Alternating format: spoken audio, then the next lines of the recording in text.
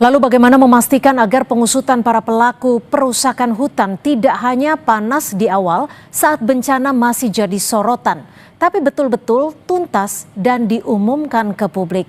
Kita akan bahas bersama Kepala Kampanye Global untuk Hutan Indonesia Kiki Taufik dan juga Ketua PBHI Julius Ibrani, dan kita masih menunggu Pak Johan Rosihan, Komisi 4 DPR RI, fraksi PKS. Saya akan ke Mas Kiki terlebih dahulu.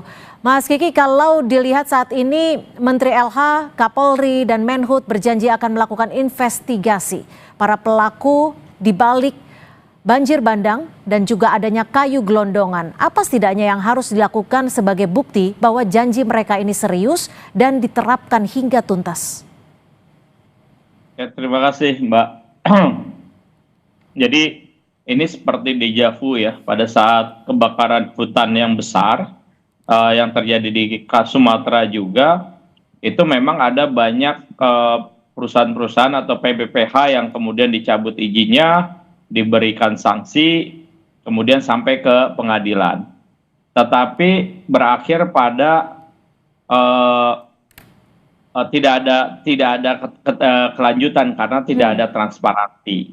Jadi ada beberapa perusahaan misalnya mendapatkan sanksi, bahkan sampai di pengadilan mendapatkan sanksi, tapi tidak dieksekusi gitu. Jadi maksud saya di sini adalah ini langkah bagus, tapi juga harus terintegrasi. Jadi bukan hanya dari satu Kementerian Lingkungan Hidup, kemudian mereka harus bekerja sama dengan Kementerian Kehutanan, tetapi juga mereka harus bekerja sama dengan aparat penegak hukum, mulai dari kepolisian, kejaksaan, sampai hakim. Sehingga pada saat mereka dicabut izinnya, mereka mendapatkan sanksi pidana, mereka mendapatkan sanksi perdata, mengganti kerugian.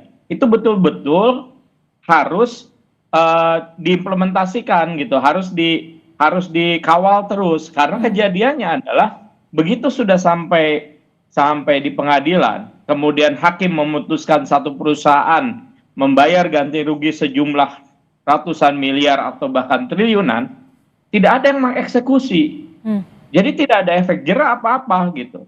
Itu yang pertama. Yang kedua, kita tidak pernah melihat, karena tidak ada transparansi yang jelas, kita tidak pernah melihat apakah dana atau denda yang diberikan oleh pemerintah atau pengadilan kepada perusahaan-perusahaan hutan itu betul-betul digunakan untuk merehabilitasi lahan. Itu tidak pernah ada. Jadi transparansi itu penting. Mas Julius, kalau melihat saat ini, apakah memang ketika di Sumatera begitu masif kerusakannya, apa yang bisa dilakukan mungkin warga? Apakah memiliki dasar hukum untuk melakukan penuntutan? Di sisi lain, apakah penuntasan ini bisa benar-benar tuntas dan benar-benar dieksekusi? Ya, Cynthia, jelas warga sebagai korban terdampak itu memiliki hak konstitusional. Bukan hanya menuntut pada ganti kerugian, kehilangan nyawa, kehilangan harta benda, gangguan akses kesehatan dan yang lainnya terhadap negara, tetapi terhadap pihak perusahaan swasta juga. Itu yang pertama. Karena biar bagaimanapun kalau kita lihat faktor utama penyebabnya adalah eksploitasi oleh swasta yang berlebihan, yang tidak sesuai dengan administrasi negara dan bahkan ada yang ilegal. Yang pertama, jadi bukan negara saja yang bertanggung jawab, swasta juga bertanggung jawab, dan itu bisa dituntut pemenuhan hak. Yang kedua, saya pikir kalau sudah seperti ini, maka dimensinya ini bukan hanya dimensi gugatan perdata biasa. Tahun 2023, PBHI sudah merumuskan dan merilis daftar nama kejahatan ekosida. Jadi tindak-tindak pidana yang sistemik dan terstruktur, yang merusak lingkungan dan melanggar hak asasi manusia multidimensional, seperti yang terjadi saat ini di Aceh, Sumatera Barat dan juga Sumatera Utara. Artinya ruang-ruang pemeriksaan evaluasi administrasi, ruang-ruang perizinan itu hanya level kulitnya saja. Negara harus mengusut tuntas kejahatan ekosida ini sampai pada siapa pemiliknya, siapa penerima manfaatnya, siapa pejabat-pejabat negara yang memberikan izin yang kita tahu banyak ilegalnya, maka di situ ada tindak pidana korupsi, ada TPPU-nya di situ, jangan-jangan ada kebijakan yang sengaja diubah di situ. Dengan demikian kalau secara holistik diusut, maka untuk mengembalikan kepada ekosistem awal kita masih punya modal yang cukup besar. Jadi kalau hanya cuma level gugatan perdata biasa saja, evaluasi perizinan biasa saja, yang dijelaskan oleh Bung Kiki itu terulang lagi kebakaran di tahun 2014, 2015 sampai sekarang gitu. Oke, jadi tidak akan ada akhirnya jika hanya penuntasnya hanya di permukaan saja. Saya ke Bang Johan Rosihan yang sudah bergabung dari Komisi 4 DPR RI, fraksi PKS. Bang Johan, kalau dilihat saat ini situasinya begitu memprihatinkan di sana. Dan kalau Bang Julius sudah mengatakan bahwa ini ada pelanggaran hak asasi manusia di sini. Saat Anda bertemu dengan Menteri Kehutanan Raja Juli tadi, apa saja yang didesak oleh Komisi 4 DPR? Tadi Komisi 4 ya, kayaknya seragam dari semua praksi dan dari Ibu Ketua sampai semua anggota itu seragam. Pertama, meminta agar Pak Menteri tidak lagi membuka atau memberikan izin atas kegiatan-kegiatan perusakan hutan di dalam hutan. Yang kedua, yang ada ini yang sudah menerima izin juga dievaluasi dan diaudit gitu. Karena tidak mesti walaupun berizin itu kemudian tidak melakukan perusakan, bisa juga lebih kuota, bisa mengakibatkan kegiatan-kegiatan lain. Saat ini sedang penyusunan kesimpulan ya, karena ini sudah yang rapat ini sejak jam 1 sampai masih berlangsung. Dan keterangan dari Pak Menteri tadi itu memang menyatakan bahwa selama saya menjabat 1 tahun ini belum ada satupun izin yang saya berikan di daerah terdampak sekarang. Nah, muncul pertanyaan dari kita, lantas siapa yang menandatangani izin-izin yang banyak yang merusak hutan hari ini? Nah, kami mendesak agar Pak Menteri Juli Antoni ini berani membuka kepada Komisi 4. Zaman Menteri Siti Nurbaya berapa yang ditandatangani, zaman Zulkifli Hasan berapa yang ditangani, tarik semua gitu, biar dibuka kepada publik, biar kita tahu siapa sebenarnya yang sudah memberikan izin sehingga dampak yang dirasakan oleh rakyat kita di 3 provinsi itu seperti saat ini, begitu Mbak. Apakah artinya Komisi 4 tadi juga meminta bukti-bukti, data-data bahwa memang betul dari Kementerian Kehutanan yang saat ini dijabat oleh Raja Juli benar-benar tidak memberikan izin di daerah terdampak? Kami meminta semuanya dari awal, kami meminta itu, kami mendesak buka semua buka semua tentang perizinan, tentang dampak lingkungan segala macam. Sayangnya ya, datanya lengkap tetapi tidak berani secara eksplisit mengatakan bahwa ini loh penyebab utama dari banjir itu. Data forestasinya lengkap, data penutup kerusakan di das hulunya lengkap, data penutupan hutannya lengkap, semua data-data itu lengkap. Tapi sayangnya, saya mengkritik tadi itu, sayangnya dari semua data yang lengkap itu tidak berani mengambil satu kesimpulan. Tapi disebutkan tidak nama perusahaan saat rapat tadi? Tidak menyebutkan nama perusahaan, dan Pak Menteri menyampaikan akan memberikan secara tertulis kepada Komisi 4. Artinya datanya tidak lengkap menurut Anda? Ya, untuk kita menganalisis ini menurut saya lengkap ya. Sayangnya kementerian tidak berani menyimpulkan. Mas Kiki, kalau dilihat dari apa yang dijelaskan tadi oleh Bang Johan, sebenarnya kalau dilihat kerusakan yang begitu masif di bencana Sumatera, dari sisi kerusakan alam sebenarnya apakah hanya murni kerusakan alam atau faktor keulah manusia lebih besar porsinya? Iya. Ini udah jelas sebenarnya Mbak Cynthia, udah beberapa kali teman-teman sampaikan, bahkan juga masyarakat yang ada di lokasi menyampaikan jelas bahwa bencana yang begitu dahsyat ini bukan hanya semata-mata disebabkan karena cuaca ekstrim, tetapi lebih kepada karena perubahan tutupan hutan yang sudah pasti bahwa adanya deforestasi yang masif. Dan kemudian baik itu dilakukan oleh industri kelapa sawit, oleh industri tambang, ataupun bahkan industri pulp and paper, itu nyata terjadi. Nah sebenarnya tidak terlalu sulit untuk Kementerian Kehutanan atau Kementerian SDM untuk memberikan data, karena mereka itu adalah kementerian yang memberikan izin. Ya. Jadi mereka juga melekat pada mereka juga pada saat mereka memberikan izin, mereka juga punya kewajiban untuk memonitoring gitu. Nah, pertanyaannya adalah, Jadi menurut Anda ini kan cukup anehkah ketika datanya tidak disebut secara gamblang, tidak disebut secara clear saat rapat terjadi, saat rapat tadi? cukup aneh karena sebenarnya kan udah gampang kita bisa lihat ya. Kalau dari sisi bahkan publik bisa dengan mudah mengakses citra satelit, kelihatan mana wilayah yang terbuka. Ya. Dengan teknologi saat ini, tinggal di-overlaykan dengan data konsesi, batas konsesi, bisa langsung kelihatan siapa yang harus bertanggung jawab. Kan itu yang ditunggu sama publik. Ini yang jadi faktor tadi saya sampaikan ya, transparansi itu penting. Nah, sampai saat ini itu yang tidak pernah ada. Sehingga publik tentu akan meragukan, ini jangan-jangan Raja Juli ini hanya di depan DPR aja dia berani ngomong seperti itu dan kemudian nggak berani ngungkapin nama perusahaannya. Nanti terakhir kemudian hilang gitu ya setelah 3 bulan. Kan ini mudah sebenarnya. Mas Julius, jika Menteri Raja Juli tidak mau, bisa dikatakan tidak mau ya, jika menyebutkan siapa nama perusahaannya dan siapa yang memberikan izin saat terjadinya dugaan pembalakan liar. Dan tadi Mas Kiki juga menyampaikan kurang lebih sama. Apakah memang ada orang besar yang membackingi perusahaan-perusahaan ini sehingga terjadi kerusakan dan juga pelanggaran AMDAL yang sangat masif? Makanya tadi Cynthia saya katakan, kalau cuma pakai mekanisme evaluasi administrasi nggak selesai ini barang.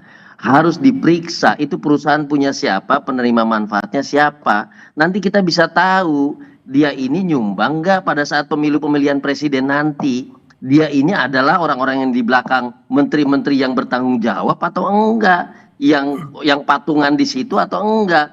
Makanya untuk Bang Johan juga Bang, izin sampaikan kepada teman-teman Dewan di Komisi 4. Bukan menanyakan mengklarifikasi Menteri Raja Juli, yang harusnya Abang lakukan dan kawan-kawan itu dievaluasi menterinya Bang. Menteri punya tanggung jawab untuk melakukan evaluasi terhadap seluruh izin yang diberikan, baik dari pusat sampai daerah. Kalau sampai terjadi seperti ini artinya menterinya bengong Bang, artinya menterinya main domino itu sama pengusaha-pengusaha. Jadi rekomendasi Komisi 4 harusnya memeriksa menteri, memberikan rekomendasi kepada Prabowo, pecat itu menteri. Jadi kalau cuma ngecek siapa nama segala macam yang dibilang Bung Kiki, kita di lapangan tahu Bang, itu punya siapa, itu sudah mengemuka tadi Bang. Itu sudah mengemuka. Ya banyak anggota tadi yang meminta, banyak anggota tadi yang meminta agar Raja Juli kalau tidak sanggup mundur saja. Jadi, dari fraksi mana saja Bang Johan yang meminta itu? Bang Johan, dari fraksi mana saja yang meminta mundur? Ada dari PKB, termasuk saya juga, saya menyampaikan kalau seberapa Anda bisa bertahan, kalau kan beliau sampaikan bahwa tugas Presiden adalah menjaga hutan. Saya balik tanya ke beliau bahwa apakah Anda merasa sudah menjaga hutan? Nah ini kan bentuk-bentuk komunikasi politik yang kita bangun juga harus kita menjaga di situ kan. Nah, tapi yang jelas semangat dari teman-teman di Komisi 4, bahkan Ibu Ketua itu sampai mengatakan, Pak Menteri, kalau Anda takut berhadapan dengan perusahaan-perusahaan besar itu, saksikan Pak Menteri, saya di belakang Anda, saya mendukung Anda Komisi 4 semua. Ibu, itu Bu Titi Soeharto tadi ngomong begitu di depan Pak Menteri secara terbuka. Nah, saya pikir semangat seperti itu juga sudah ada di kami Bang, dan insya Allah tentu rapat ini juga merupakan rapat darurat, tidak ada di dalam agenda sebelumnya.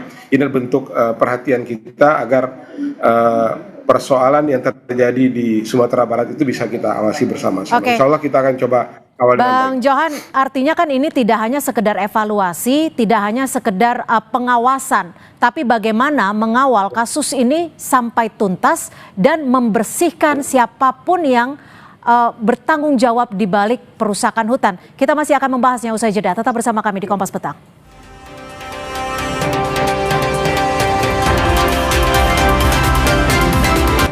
Pengusutan para pelaku perusakan hutan harus ditindak hingga tuntas dan harus diumumkan ke publik siapa pemain besarnya, siapa yang membackingi pengusaha-pengusaha yang dinilai ataupun terbukti melakukan perusakan. Mas Julius, dengan kasus ini, dengan peristiwa ini, musibah ini, apa yang paling memungkinkan untuk dilakukan? Apakah pidana, perdata, atau justru class action? Ada tidak presiden yang bisa menguatkan untuk menuntaskan kasus ini? Ya, tentu jalur keperdataan itu juga sangat dimungkinkan. Waktu Jakarta menjadi korban banjir tahun 2002-2006 itu pernah dilakukan. Waktu korban kebakaran juga di tahun 2014-2015 di Sumatera juga pernah dilakukan. Presidennya banyak keperdataan. Tapi saya mau katakan gini, Cynthia. Spektrum dari bencana kali ini tidak hanya sebatas pada hak masyarakat yang dirugikan, nyawa masyarakat yang hilang, tapi lebih luas lagi. Ada kebijakan, ada penyelundupan izin, ada ilegalitas yang luar biasa di dalam peristiwa ini, sehingga jalur pidana juga menjadi satu senjata yang paling kuat. Tadi Pak Kapolri Sigit sudah bilang akan diusut tuntas. Kita tagih, kita jagain. Anda yakin Lalu tidak Kejaksaan Agung, penuntasan ini akan tuntas betul-betul? saya yakin Prabowo membentuk Perpres nomor 5 tahun 2025 tentang Satgas PKH yang betul-betul menghilangkan perpanjangan proses adjudikasi lalu dihajar sama kejaksaan dan bersama-sama dengan Kapolri dan yang lain. Ini contoh yang bagus yang bisa digunakan untuk kasus seperti ini. Jadi dimensinya lebih luas, spektrumnya pun lebih kuat dibandingkan hanya sekedar mekanisme pemeriksaan administrasi. Itu bahkan diusut sampai siapa penerima manfaatnya, di proses pidananya sampai tipikornya, TPPU-nya, dendanya, dan tapi berarti bisa tiga-tiganya ya, bisa perdata, pidana, dan class action ya. Oke, jika memang ini class action, Mas Kiki, juga disertakan seperti itu, apakah Greenpeace ataupun pemerhati hutan ini juga bisa melakukan bantuan ataupun pendampingan? Ya, kami ada satu kasus sebenarnya class action di mana kami mendampingi masyarakat di Sumatera Selatan yang melakukan class action terhadap perusahaan pulp and paper yang menyebabkan kebakaran hutan di Sumatera Selatan.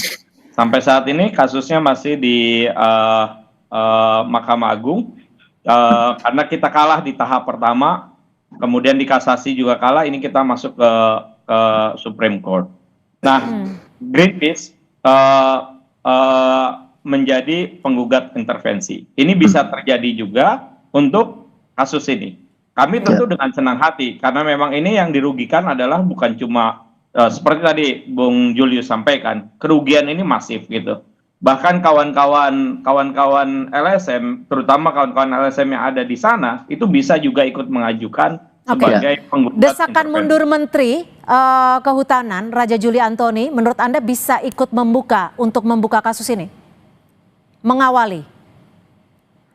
Ya, sekarang gini, sebelum masuk ke sana, saya pikir yang paling penting adalah memastikan dulu apakah Kementerian Kehutanan yang bersangkutan ini melakukan monitoring yang intensif atau enggak. Saat ini yang paling dilewatkan oleh pemerintah kita atau para politisi kita adalah pencegahan. Kita harus mulai dari situ. 8 hari sebelum kejadian, BMKG sudah memberikan peringatan. Tidak ada satupun Pemda maupun pemerintah pusat melakukan satu pencegahan, bahkan melakukan peringatan dini. Tidak ada satupun. Kenapa? Karena saat ini politisi di Indonesia lebih suka bekerja untuk hal-hal yang sifatnya populis dibanding pencegahan. Pencegahan itu tidak pernah ada media, tidak pernah ada foto, video. Nah, itu yang jadi masalah. Nah, sekarang kita udah dapat gambaran bahwa tropis ini kita dalam kondisi krisis iklim. Siklon ini kemungkinan akan juga bergeser ke arah timur, ke arah Jawa dan lain sebagainya. Artinya banyak sebenarnya catatan yang bisa dilakukan dan memang betapa sulitnya untuk mengusut dan juga mengungkap ketika ada kerusakan alam di sana. Kalau dari Komisi 4 sendiri, Bang Johan, apa data yang sudah diterima terkait dengan kerusakan hutan, mafia-mafia yang berada di balik pembalakan liar ini, khususnya di Pulau Sumatera?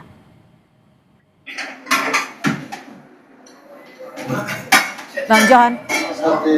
Gimana Mbak? Gimana Ya, tadi? kalau dari Komisi 4 sendiri sudah memiliki data sejauh mana terkait dugaan adanya pengusaha yang melakukan perusakan? Baik, mohon maaf Bang Johan, kita akan menyaksikan secara langsung pernyataan dari Menteri Kehutanan Raja Juli Antoni yang baru saja baru selesai. Oke. Ya. Oke, siap Pak.